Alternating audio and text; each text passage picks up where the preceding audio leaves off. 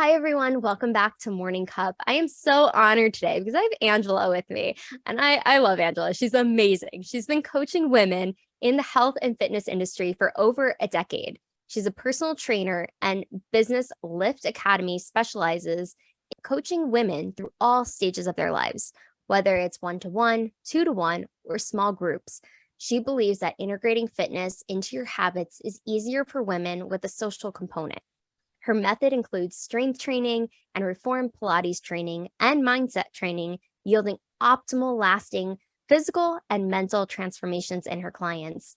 She is pre and postnatal certified and has a background in working with various injuries. At Lift Academy, she prides herself in being able to have an exclusive environment where every woman can feel like they belong, encouraging you and supporting you on your way to developing a healthy body image. And that is her life's mission. Thank you so much for being here today. Wow, thanks. That sounds like so much when you say it like that. And it's always so hard for me to write a bio of how I work or what I do. I don't know why it's so challenging for me because I feel like there's so many aspects to what I do. But I think you hit the nail on the head. Thanks for having me. I'm so thrilled to be here. And I know that we've known each other for a little while now, but this will we'll dive a little bit deeper, I think, into where we are now. Absolutely. Yes. And I'm so honored to have you on because we have known each other for a while now. And I would love for you to share your journey because you've had a lot of ups and downs, but in a nutshell, and then we can dive deeper into it as well. Yes, in a nutshell. Well, I think that it's important to touch on my personal background because that's what brought me here into doing what I do today. And, I was always, I think growing up, when I grew up, I was a kid in the 90s. There was a lot of, looking back now, there was a lot of media and a lot of influential people and topics on dieting and being smaller. And as a kid who was super aware, I think I really absorbed a ton of that. I see that with a lot of people my age and even older. I see that toxic diet culture was just absorbed by this little kid who just was a sponge, right? So I took a lot of that on, and I felt like I just really needed to lose weight. Like I felt like as a kid, as a teenager, I went to a lot of extremes. I had a disordered relationship with food, and then later used exercise and sports and moving my body, which I had a great relationship with, to kind of also, I also created a disordered relationship with that. So I was over exercising, dieting, not eating for sometimes a week at a time, just all to be skinnier because that was what I thought that I needed to be. I needed to fix myself to be that way. And I I don't really know how. It's kind of like we were talking about. I ended up going into a physical education and health program in university. It was like the third thing that I wanted to do. I don't even know to this day like how exactly I clicked accept on that. I think it was just like the hand of God be leading me to my purpose. But I did do I did go into that program, and I loved the program so much. It just highlighted how important exercise is for medical reasons, psychological reasons. And I always thought, oh, this is fantastic. I'm going to teach group exercise on the side, and I'm going to do that so I can continue to do that and get paid for it. And I was working with as a kinesiologist with people with injuries at that time. But my side business, my group exercise business as an instructor, was just booming. My classes were always full. And my class, and I always had clients. And I remember talking to my mentor at the time, and I was like debating whether I should go into being an entrepreneur or stay working for the clinic I was working at, which was like, that safety, that pay, someone's giving you clients versus this side business that I had that, I mean, clearly now looking back, like it was time to jump, but he said, you're never going to be ready. You just have to decide that you're going to do that. And then I just decided that I was going to do that. I signed up for this personal development course, and I signed up for coaching with Tanya, which is how we met. all in the same weekend. And I was like, well, I'm just gonna jump, just like my mentor said. And there were, like, as you know, there's so many other ups and downs in the Oh yeah. entrepreneurship journey, especially female entrepreneurship. And especially for me, coming from my background in the fitness industry, I felt a lot of the times like I didn't belong there. I felt that so much pressure to look a certain way and so much pressure to have a certain message out, and certain, really, a lot of it was really physically hard on me too. But at that time, I was still kind of dealing with all of it. The beginning is a lot. Um, and I realized, I think something that I would definitely give advice to somebody Mhm. wanting to go into the industry, especially the fitness industry, is I realized after, like, what I thought was my weakness, that I looked different or I didn't maybe look the part, was actually such a huge strength for me, because I was just a relatable person, and that's why my classes were always filled. I was really authentic, and I wasn't trying to be somebody that I wasn't. I wasn't trying to be somebody else. Yeah. Although I thought I needed to be, I was Mhm. just authentic in myself. So my weakness, or maybe like even being a woman in a male dominated gym, is Mhm. actually my strength. And that's what, to this day, embracing more and more and more, um, has kept me thriving in an industry that's gone through lots of ups and downs, even in the pandemic. Yeah, no, there's definitely been lots of ups and downs, but I love that you were just being able to be your authentic self and realizing that is like a superpower, that Yeah. you were able to be relatable. Because I even remember years ago, just all the classes you had, everybody always coming to them, and just all your posts, everything that you stood for and stand by was being facilitated every time. And everybody was able to gravitate towards you because of who you are as a person. And I'm curious, especially with the pandemic, what did that do for your business? How did that impact it? Yeah, I was in Toronto. We had a lockdowns for an insane amount of time, and Mhm. it was really hard to see, because as a promoter of fitness and health, I realized how much of a toll this would be taking on people's mental health. Of course, their physical health, but their mental health and their well-being. So gyms were completely locked down Yeah. for a very long time, and I think maybe they briefly opened up again, and then they were locked down again, even as late up as to February of this year. So it was really long and it was really intense. But during that time, as I said to you, I went through a little crisis as well. Like, I was like, wow, Mhm. this, like, I mean, when you're an entrepreneur, you're ready for ups and downs. You understand that there's no like job security, but this is an unprecedented Mhm. a disruption of your business. Like, there are no pandemic clauses in lease. I mean, maybe now there are, but there weren't back then. So it was in a way completely unprecedented. So Mhm. I was having a real crisis, and I was like, God, I don't know if this is what I'm supposed to be doing. I don't know. Is this a sign to move to a different industry? I really need some clarity right now. And Mhm. I actually got, during the, I don't know if you remember the time all the fitness equipment was like sold out, and there were like, you couldn't even get like a dumbbell anywhere.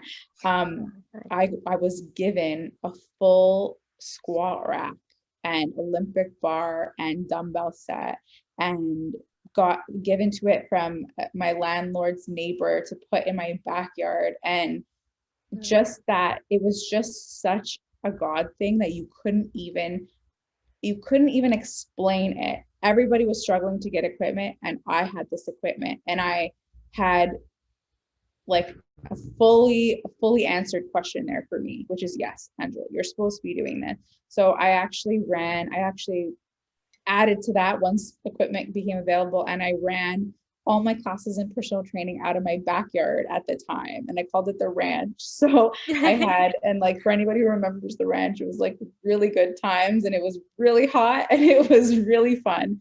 But it was really in those moments that myself and my clients reappreciated being able to work out in those pairs, in those small groups, the social component, the physical component, the endorphins that you get. So that was my pivot. I also did some online courses, which are extremely hard. They're really physical on my body because I was teaching like 2 classes a day, but on Zoom, you have to do it's harder to manipulate your clients. So I had to like physically do the classes as well. So that ended up taking up a little toll on my body. Yeah, I think one of the great parts, like people always talk about what was hard to pivot from, or one of the great things is that people realize that they can work out in their house, or they can work out for a small amount of time with limited equipment, and it still counts. It's still good. Mm-hmm. Before that, I think a lot of my clients were like, no, if I don't go to a class, or I don't go to the gym, it's not enough. But it's something, and it doesn't have to be. If you don't have a lot of time, or you're not able to leave your house for whatever reason, you still can do something effective, and it will be beneficial to your physical and mental health.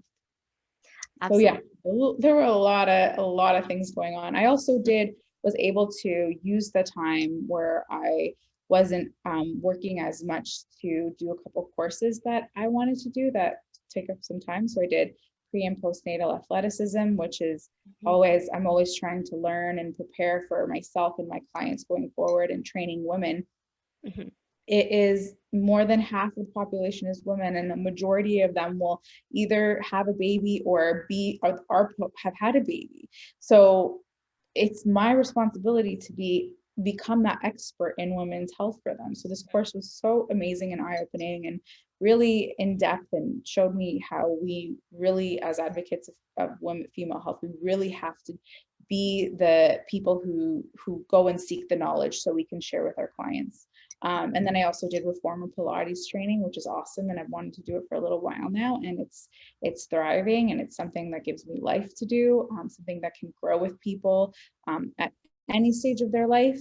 It's very low impact for people who are recovering from injuries or struggling with injuries, but it also can add resistance and be super challenging for somebody who's already at a high level of the fitness game. So I'm thrilled with adding that to my method, and all of those things came out of the pandemic. So can't all be bad, right? No, of course not. And I love that being able to pivot, or understanding too, like what your clients' needs are, and almost being able to project that too of, okay, well, a lot of the women that are going to have kids or have had kids, being able to be prepared to help them in a different way, and not just staying at like status quo essentially, but constantly evolving. And that's entrepreneurship, I think. Like you're constantly evolving, you're constantly growing, as long as you let yourself, and being able to just pivot a little, but adding more to the plate of what you can do. And it's pulling out tools, because not everything works for everyone. Very true.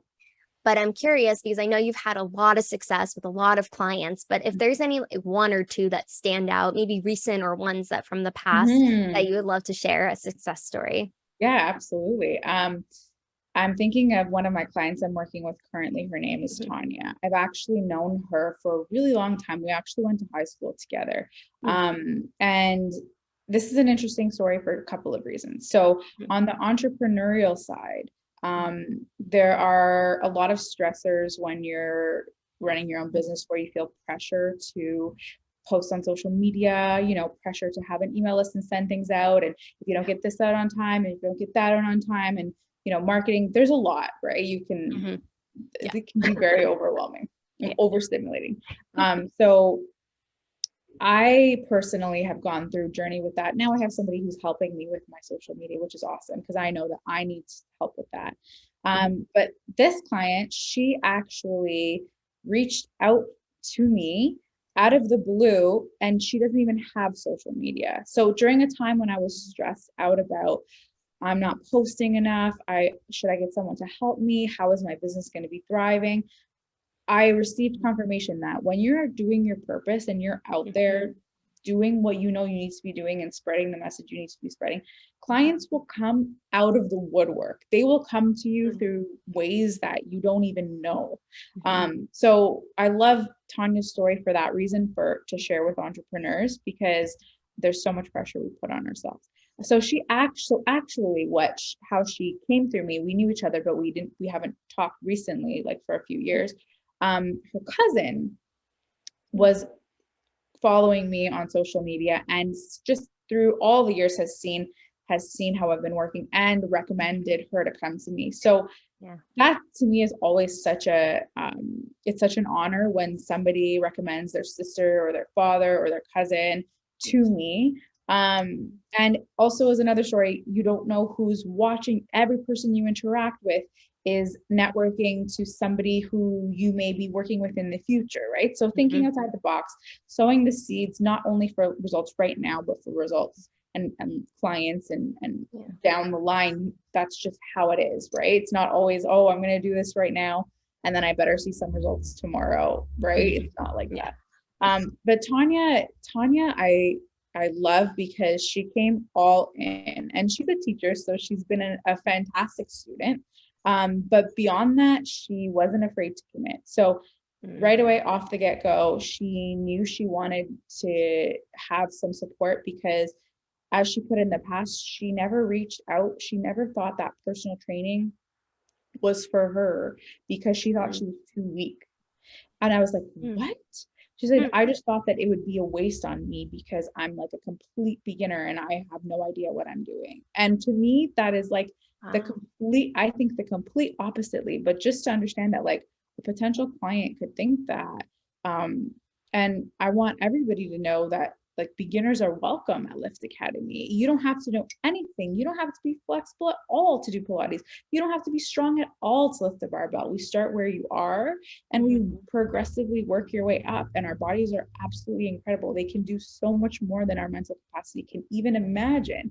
So knowing that she took that step to get help is a great boost for me, because I know that I can help people like that. So she has come in, she started to do 2 times a week, and she just stuck it out for 3 months, 2 times a week. I only work with people that are new to me for 3 months minimum, because it does take time. It takes time to build the commitment, it takes time to see results. And if you're starting off for 1 month and things are not where you want them to be yet, and then you lose that accountability partner or a coach, it's just tough. I don't want anybody who comes to me to be in that position where they invest a little bit and then they leave and they don't have anything, right? So 3 months is that minimum that I require for new clients to work with me. And she just put the work in. Like she said in her testimonial, I couldn't even lift the sack of potatoes up to the counter for them to scan at the grocery store. And now she just deadlift this week 100 pounds. And she's squatting over 100 pounds. She's bench pressing 60 pounds. Like, she's just showing up. And it's not because of any magic. It's not because of any quick fix. It's just week after week after week, small progressive overload. And guess what? Your body adapts and your body gets stronger. And it's not like sexy. It's not like a quick thing. Like, that's just how it works. That's how it is. So now she's loved the results that she was getting, and she's actually off for the summer. So she's doing 3 times a week for the month before she goes away to just kind of accelerate. So we're getting into some more conditioning and challenging her a little bit more with that. And she's the goal when I work with clients is I want you to not need me. So I'm not that type of coach that I need you to stick around forever. Like, I think the best way I can be of service to people is kind of be like a little bit of a constant, but also a revolving door. So somebody comes in and then I teach them the skills. That's why my business is called Lift Academy. I think of it as a school. So I'm teaching them the skills, and then in some capacity, either they work from one-on-one, they go to a small group, take maybe a little bit more ownership of their own program, their own setting up the weights, and then maybe I create them a program and they feel comfortable going into the weight room. But they come back for some classes here or there, or I see them once a week instead of 3 times a week. That is always my goal when working with clients, because I feel that it's an investment to come to Lift Academy, and you need to be able to take something and leave with that. So we're working towards her goal in the future. You don't have to leave me right away. It's okay. Like, I'm not here for you. I'm not leaving you, but in the future, to be able to go to her local gym and be able to to complete a program and feel confident going into the weight room. And every little thing that you're learning from me and working with me is something that will bring that confidence when you step into that weight room, and you'll be like, yeah, I know what I'm doing. I belong here. And I know that this is why I'm doing this exercise and this is how I should be. And that kind of knowledge will bring the confidence that we're looking for going in there, right? Yes. So yeah, I'm so proud of her. She's been a fantastic client to train. She shows up every day. She doesn't want to miss it. If she has to miss it, if she had COVID, she had to miss it, and then she just showed right back up. So that's life, right? You can't be perfect. No, we can't. Nobody's perfect. Yeah. But I want to go back to what you said about belonging, and just even the whole story. It just shows too, she felt like she didn't belong working out, or that she could lift or anything along those lines, but really being able to put herself out there and try and do it and have that guidance and have that support to push through those feelings of being uncomfortable in the beginning. And now being able to lift 100 pounds, deadlifts, like doing all those things where in the beginning, like she couldn't lift the potato sack. Like I know. that's huge. But I mean, that's a huge crazy. testament to the skill sets that they're learning, everyone you come in contact with in your gym or online, but being able to get creative, but also know what that person needs. Because it's not like, from what I know, it's not a one size fits all, but it's being able to give them the tool sets that are going to work for them. And based off of all your knowledge from all the years you've been doing this too, and how seamless it is. Like it might have some roadblocks or some like frustration. I mean, working out, like some days it's great. Some days you're like, I don't want to do this. Personal experience, but, but Yeah. you do it because you know it's good for you. And it's about that strength conditioning. Like also, it's not just working out, doing cardio or doing one thing. It's pulling from all these elements and tools you have in your toolkit that you give to each person that comes in as well. And I love that you have it as the academy, because they are learning and they're like, you're being able to empower each individual. And like with the Lift Academy, of course, but being able to empower those individuals to push through those things, or having the misconception that they don't belong when they absolutely do. Absolutely. Beginners are welcome at Lift Academy. And what better way to learn? Sometimes I think beginners have they feel down on themselves, or they feel like they're behind. But what I always say to somebody who's new is actually you have a huge advantage, because it's much easier to learn a motor skill set when you don't have anything there already. If you have a pattern of doing a movement that's a little bit off, and then coming to Lift Academy, you'll have to unlearn that and then learn the new pattern. So again, what you might think is your weakness, there might be a strength, there might be an advantage there. And then you have those neural pathways of how to do a squat, you have that motor control of how to do a deadlift, and you pick it up, and that's with you for life. Yeah. And I love that she came from like not social media. Like, I mean, yes, it was like through somebody, but like that's such a key factor. And I know like when I was building my business in the beginning, it's like, okay, well, social, like I need to have followers, I need to have an email list, I need to have all these tech things, but it's really about who you are showing up as such, and like the right clients will come. And I think that's true. And I think, Caroline, it was because it was at a time for me that, like, there's nothing wrong with clients coming from social media. It's great.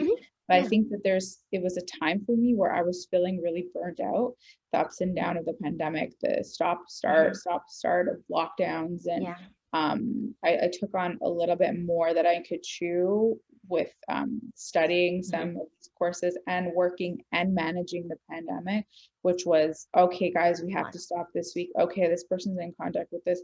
Took a lot of toll on my mental and physical health. So I felt I was slipping up in the Instagram. I couldn't show up on Instagram. There was that effort, like, it's like a side part-time job. I couldn't do it. This is before I reached out for help. And I just had to stop, and I had to say, okay, this is a task I can't do right now. And I felt really down on myself, because I felt like I was letting my business slip through the cracks because I wasn't showing it on Instagram. But in reality, just like you said, your business isn't an Instagram post. It's not an Instagram story. If Instagram were to be deleted today and everyone's Instagram was gone, like what do you have as the business? Like what impact are you having on people? And the fact that she came to me at that time was also a really good confirmation for me. Like, just keep trekking along, Angela. Don't worry so much if you're not showing up on Instagram. Okay, get some help with Instagram and move forward, you know? Yes, no, you're absolutely right. And it goes back to like not just having one platform, able to understand that too. And I just think it rings true because you could have X amount of followers, but that doesn't convert to clients or Totally. sales. And like that's something I learned really early on in my journey as well, because I would see people have all these followers, but when you actually talk to them, it's a little Yeah. different Yeah, what's sometimes. the totally 100%. And that's the world that we live in right now. There's so many benefits. There's a lot of downfalls. There are a lot of Mhm. benefits. Depends how you use to your advantage. And I feel like the medium, the way someone's supposed to get to you is the way they're supposed to get to you. And the medium will get them there. It doesn't necessarily have to be Instagram. There's many other things, like what was going on before Instagram, right? That's still going on.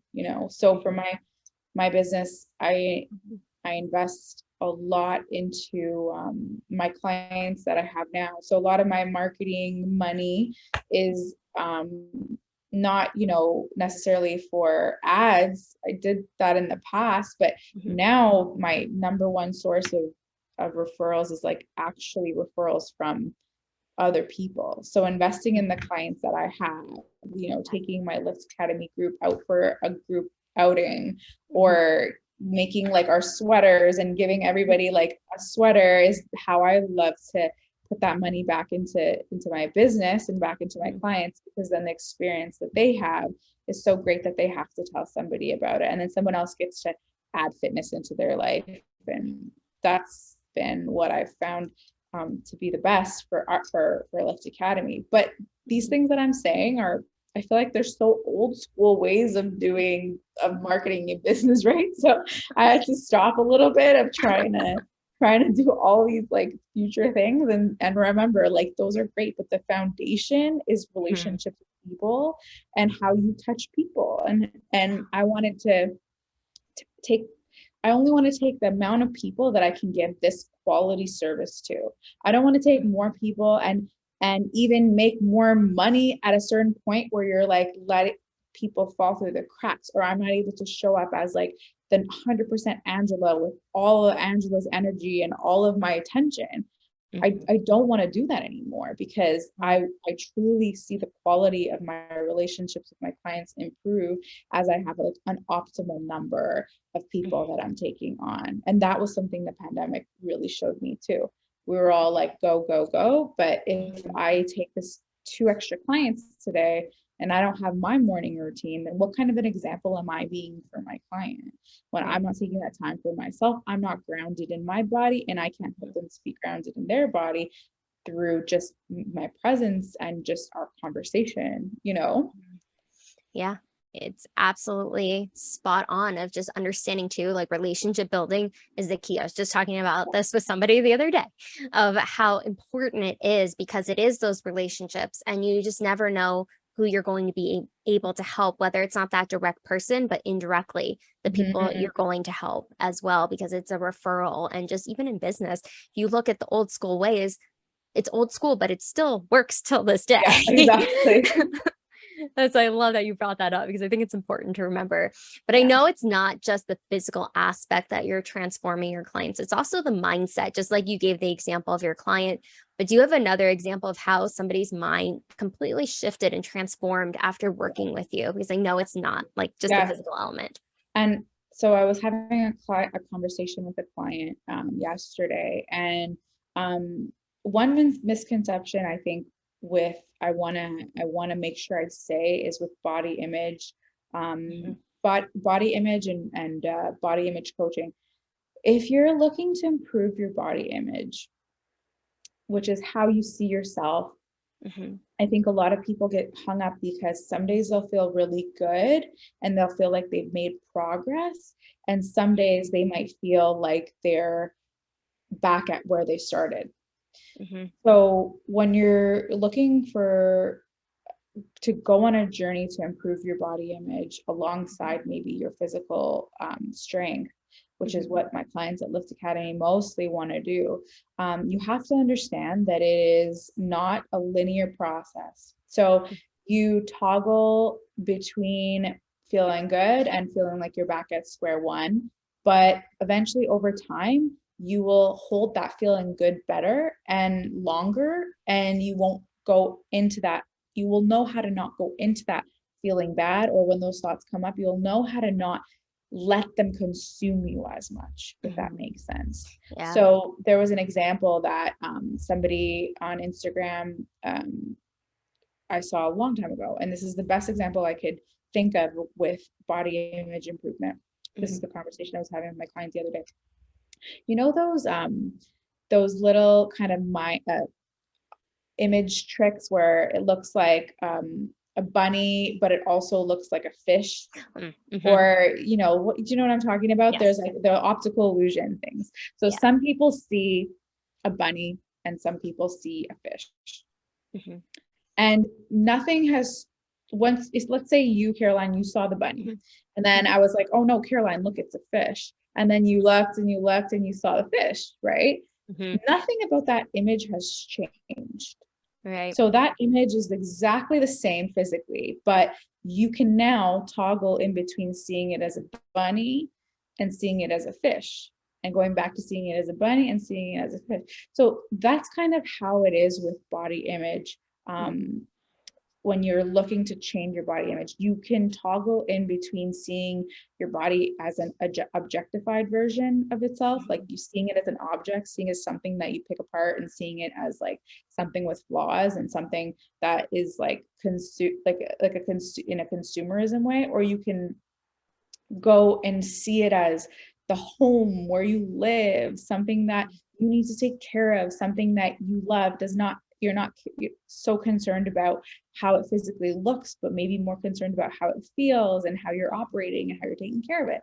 So some days you will be able to toggle back and forth. You might, maybe it's closer to the time of the month and you have a little bit more of those like kind of negative thoughts coming in, and you maybe feel you don't feel as good physically, so you'll go to that objectified version of yourself and pick yourself apart. But then you're able to go back to that other version and have compassion for your body. So when you're improving your body image, you're just able to go back to that other view, and you're able to stay there a bit longer, and you're able to, what I find is, not let other people or other situations influence you so much. So I was talking with a client yesterday, and I won't say names just to keep the conversation private, but we're talking about how she has come such a long way with how her body feels and how it performs.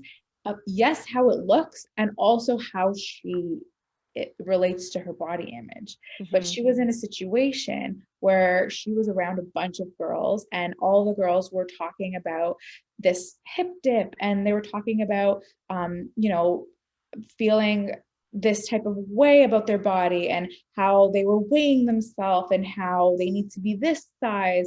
And I don't blame my client at all. She said she had a really hard time. That conversation like really got her down, and it really got her thinking about herself in that way, that objectified version Mm-hmm. of herself way, where you are think you're only good for how you look, and you think you're only good for how the number on this, or what the number on the scale is. And she brought it up because she was talking about a specific part on her body after an amazing session where she did, her body was able to do incredible things. So she brought up this part of her body, and what I did as a coach is I talked to her about the physical anatomy and part of that body. I talked to her about the science of building muscle and losing fat, and gave her the facts of what's happening Yeah. from a I call myself like a neutral source who's giving actual scientific facts, not Mm-hmm. random Instagram or random TikTok who's just telling you, like, showing fake bodies and then saying do this exercise. Like, there's so much of that. So I like to give the facts as I know them, as I've learned them in university, to my clients. And then after that conversation, I had that other conversation with her about, don't think that just because you're having a bad day means that everything that you've done to get your body image to an improved place is gone. It's something that you toggle back and forth with, and then eventually you'll learn how to stay in that place longer. And then curate your circles, curate who you hang out with, curate who you consume on Instagram, and don't worry so much about thinking that these people are better than you or you should be thinking like them. If anything, think about, oh my God, this person is still only consumed with how they look. Like, there's so much more going on in the world. There's so much more going on with you as a human being. You're not just an objectified person. You're not an object. Right. You're multifaceted. You're gorgeous from the inside out. You're so smart. Your body is so capable of doing all these things. So stay in that as long as you can. If you get to a place where you're feeling bad, have a conversation with your coach, have a conversation with a friend that you know that is trying and feels that way, that better way about their body image. Go to some Instagram account where somebody's spewing positive stuff, not spewing bullshit. And just know that it's one step at a time. And eventually, I'm telling you from experience, it will get better. It is a journey, but eventually it will feel better than it does going back and forth and back and forth and not knowing, right? So she has had an incredible physical transformation and strength transformation. She has so much less pain after doing Pilates than she did from her job in her upper body before, and her neck and her elbows and all of that. But she's also, I'm really proud of her because she's really working on being one of those people who has a better relationship with their body. And guess what? Those people are going to be better moms and better influences to other children and daughters in the future. And hopefully that's where we can build off each other and change women's body images in the future. Oh, that was so well said. And I am just so grateful that you shared that experience too of that client, of how really shifting that mindset and really understanding the facts of it, of how our bodies change, how it takes time, how on an Instagram post might look like something, but the reality is so different and you're only seeing highlights most of the time on social media. Yeah, there are accounts that are amazing. I try to share this with people, but I said to her, don't hesitate. If this person doesn't make you feel good, or you see something where, even if it's somebody you know, just mute them. It's not personal. It's about you and what you're consuming, and we got to be better at what we're consuming and how that's making us feel, because that's going to change everything. It's going to change everything. So don't feel bad if you need to, like, even as an entrepreneur, if you need to mute somebody who you know who's constantly posting things and it makes you feel like you're not doing good enough. I've experienced this. I just mute them. It's not personal at all. I just had a hard time comparing that and feeling like I'm not doing enough. Yeah. No, you're absolutely right. Like, I know I've experienced that so many times of just not feeling good enough or looking at other people's posts and whatnot. But to kind of go back to your journey in the beginning and now, what are maybe 2 or 3 tips you could leave with us today around being able to, like, you wish you would have known way back when that you know now? Yeah. Wow. For being entrepreneurship in fitness, I'm going to say in fitness specifically. Okay. So when you're in the fitness industry, I think a lot of people subconsciously are looking for examples to model. So when you're just being yourself as a person who's navigating fitness and health, and being a real person who has ups and downs, who shows up some days and does better, shows up other days and doesn't get down on themselves. Somebody who's able to enjoy food, yes, as fuel, but also food as enjoyment and a social component to life, being that real person, that person who I was trying to hide for so long and thought that that was my weakness. If I was that person, if I let myself be that person sooner, or if I even accepted myself as being different and not being that what I thought I needed to be, I think my journey would have been a lot easier. But maybe that's what my journey was about, like just accepting myself, right? But people are looking for relatable, real people because they can see themselves in you, and then whatever's possible for you, they think can be possible for them. So not hiding that and really sharing your vulnerability is really a strong superpower. It's not a weakness, right? So I know we're all learning that, but definitely in the fitness industry, I think that's always a plus and a win. Yes. Like I said, I think number two, everything that I have right now is built over time through relationships with people. And if you trace back every single person, everything that I did, every person that I worked for, I always thought I was working for myself. Even when I was working for other people, I always thought I'm working for myself because I'm building relationships and I'm working for my reputation. And maybe Lift Academy wasn't Lift Academy back then, but in my head, that was when Lift Academy started, because it was my relationships with people and then their referrals to other people and all of that it has such a compounding effect. So now people see me and they're like, oh, you can put a program out and it will fill up so quickly. Sure, but there were so many years when I really just was grinding it out and was just showing up and trying and having those conversations. Like after a class I would teach, I would stick around. I wouldn't just leave. I would stick around and I would have those conversations with people who wanted to have those conversations. I would have 5 or 10-minute conversations with people. And I included that in my time, like I was working, because I was building that relationship and having people know that they can come to me. So in the future, when people are reaching out for a trainer, they're super vulnerable. Like think about it. You're probably not happy with your habits and you're not happy with how you feel about your body. And you're now reaching out to somebody where you're going to spill everything to them. They're going to see you physically struggle. They're going to see you on your bad days. They're going to know what mentally you're struggling with. It's an extremely vulnerable position. So who better to go to than somebody who, has an empathetic ear, who's been through it, somebody who's taken that time already to be nice to you and listen to you, and just genuinely as a human being care about how you're doing.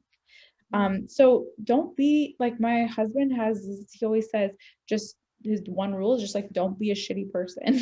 So in business, I think it's one of the things that we both live by in our entrepreneurship. Like just be a good person and people will want to work with you more than somebody who's equally as qualified for you, but is a shitty person.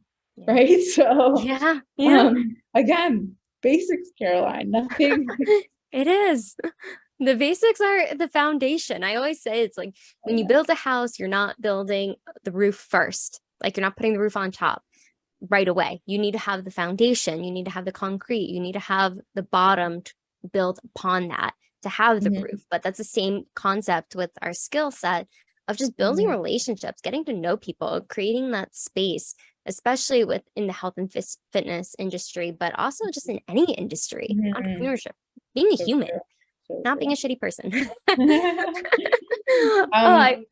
I know, it's so good, right? So good.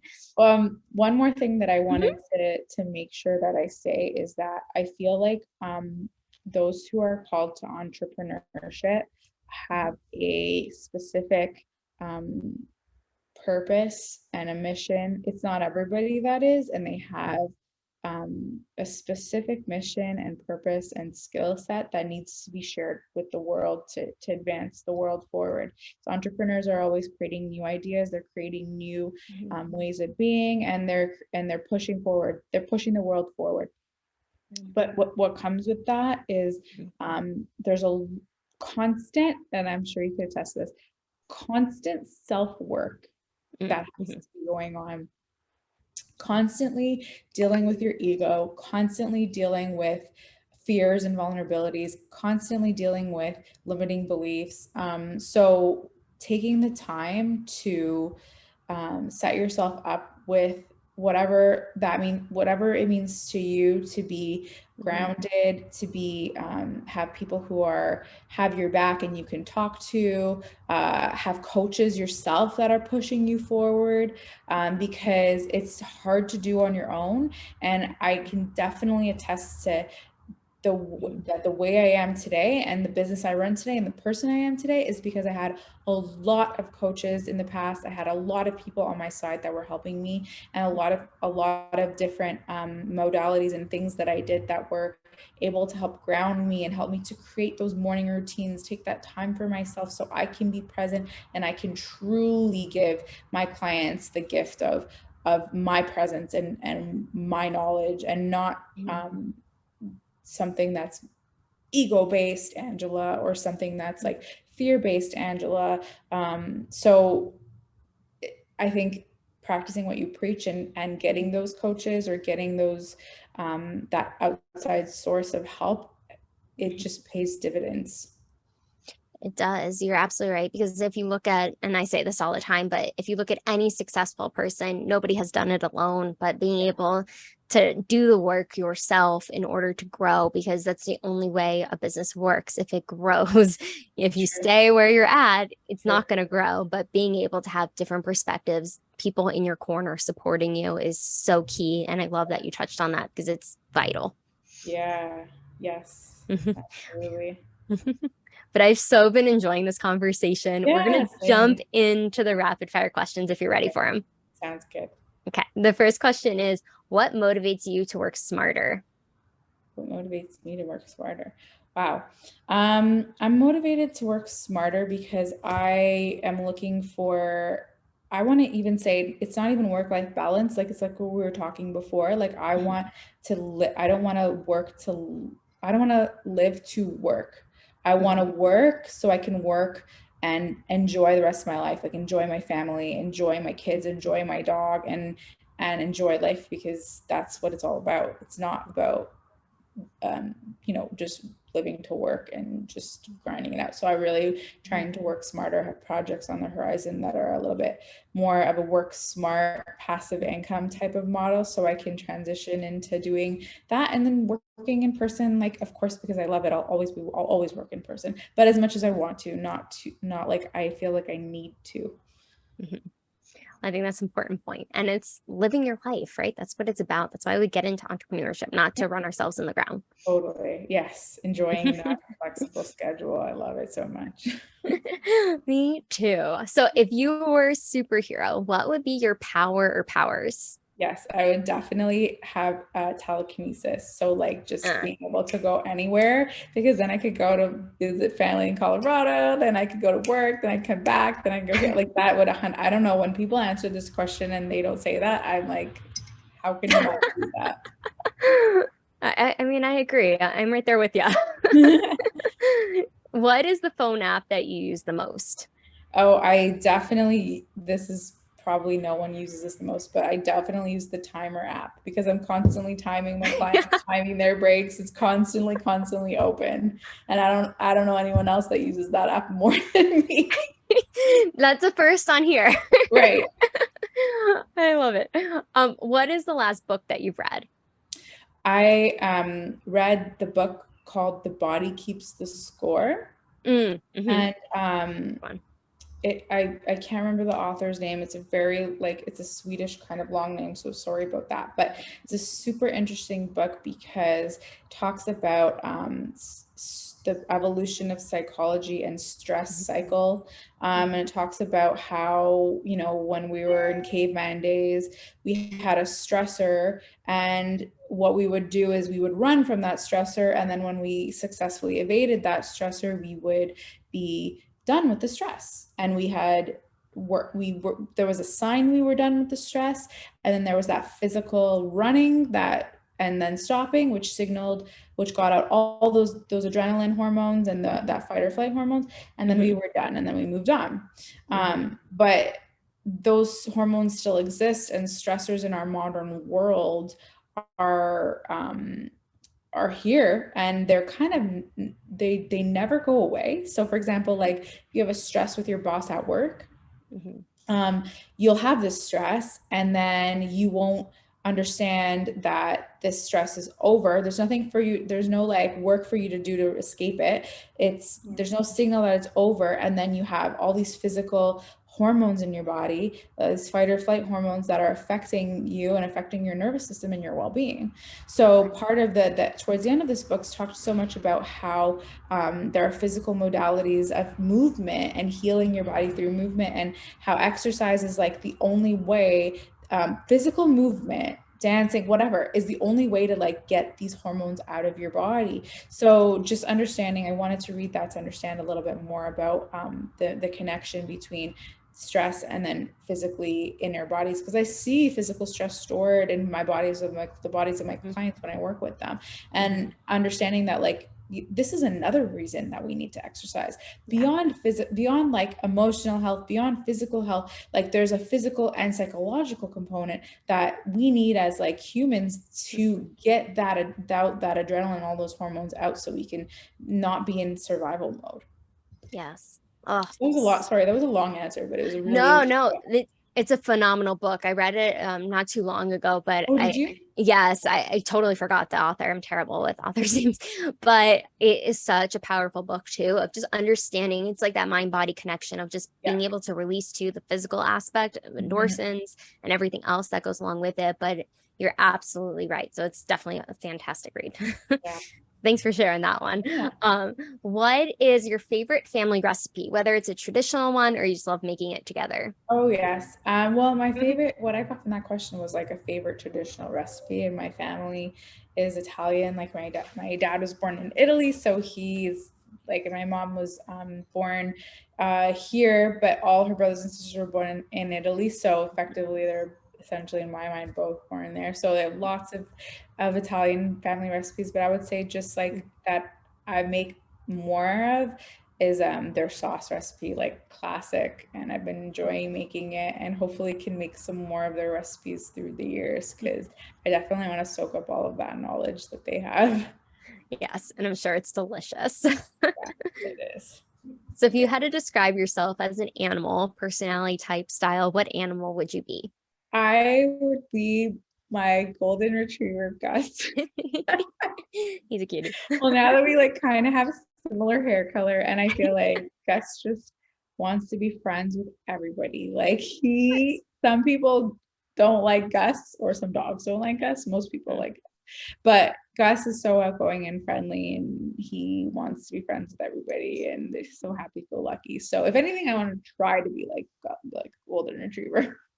I mean, I feel like you're like us. From what I know. He's a perfect sidekick. So when you have a day off, what is your favorite way to spend that day off? Oh, yes. I love this question. I like to have kind of a lazy morning where I'll just like get up and pet Gus on the couch and have coffee. And then I love to take him out. Well, usually I work out before, and then I'll take him out to the park to see his friends. And just, I love watching him run around. It's so cute. And then, I love to do things outdoors. I love to go for walks or hikes or something like that. I love to eat some good food. I love to go to like coffee shops and have a good coffee and a good and like a good pastry or something like that, which is something that I never used to do. Like I never even used to let myself look at pastries at coffee shops. But like now I feel like I have such a different relationship with it, that I love just going to a coffee shop, getting a coffee, enjoying a croissant, and just being able to do that. I appreciate it so much more. There's so many times during my disordered eating parts of my life where I didn't do that. Like I didn't even just, one time I walked down the cookie aisle of the grocery store and I was like, I have never been here. Like I never let myself go there. So sometimes like those simple things, or like enjoying food at a restaurant and getting a pasta or getting something that I wouldn't have normally got, is like so enjoyable to me now. I love like just your own transformation too. It just speaks volumes of having the relationship you have now with food and just your health. It's been a long way, so I get it. I get where people are coming from, and I think Mhm, that just continuously trying to improve myself and like learn new things and mhm. all that is just I can share with more with other people, you know? Yeah, I do. I do. What Yeah. is something an outsider wouldn't know about your industry? Ooh, I forgot what I was gonna say for this. An outsider, there's so much that an outsider wouldn't know about the fitness industry, but um I think an outsider would not know that the fitness industry is not a very good, well-regulated industry. So what I mean when I say that is that Mhm, you can have people who have gone to school and have like I'm a registered kinesiologist. I've gone to a university kinesiology course. You can have people who do a weekend course and are accredited personal trainer. I'm not even saying that people who have a degree are better than people who don't, but what I'm mhm, saying is that it's very personal. So I know coaches who have those courses, they're personal trainers, but do so much self-development on their own and research on their own, and who are so um, invested in their clients' success and therefore are excellent coaches. And then I know people who are just kind of mailing it in. So not yeah. to knock on people, but I guess this is kind of with every industry. There, Mhm, but even more so personal training, because it's not so regulated. There's a lot mhm, of different knowledge bases and a lot of different people who mail it in versus people who actually care about client success, people who are looking to make money versus actually care about progressing a client forward. And then also, and I've been here, so I'm not like knocking people that are doing this, people mhm. who are still dealing with their own body image and food stuff, and who are Yeah. kind of projecting, not projecting, like encouraging other clients to get into that as well. So, Mhm, and I've been there. Like mhm. it's just where you want to, where you are and where you want to be. Really seek out Mhm. different coaches who not only seek your fit your personality, but who Mhm. are where you want to be. And Yeah. if it's where you want to be with your relationship with food and exercise, then not only looking at what um they have in their credits, and not only Mhm. looking at what they physically look like, but looking at how, if they're practicing what they preach, and Mhm. how their relationship with food and exercise is, and how their clients are like, I mean, clients and uh testimonials don't lie. Like Yeah. those are the number one way. That's the number one way. If I was searching for somebody, that I would look for a trainer. You're absolutely right. Well, Angela, I've been enjoying this conversation so thoroughly. But before I let you go, please let people know where they can find you. We're going to link everything below. Yes, so I'm at I don't have a website at the time. It's under construction, but I'm at Ange at Instagram at Ange_lift_academy. And you can also email me at getfit at angelaferfaro.com. And I do in-person training, small group, one-on-one in Toronto, and also online coaching, like virtual program design, custom program design for clients all over the country, all over Canada and US, for sure. And so yeah, that's how you can reach me. Thanks, Caroline, so much for having me on. It's been, I feel like we could talk forever. I know we could. But I so enjoyed just being able to have you on, but share your journey and really being so transparent and vulnerable of your experience, of your clients' experiences, and just how you're really helping change and empower in the health industry, in particular physical fitness, but really just mindset and also physical transformations and what you're doing. So I appreciate Thank it so you. much. Thank you so much. That means a lot. Thank you for saying that. It's the truth. And I'm so glad. So make sure to like, subscribe, comment below. What was the biggest takeaway from Angela today? What did you learn? And make sure to comment so she can see it as well. I'm sure she would love to see it. And we'll Definitely. see you on the next video.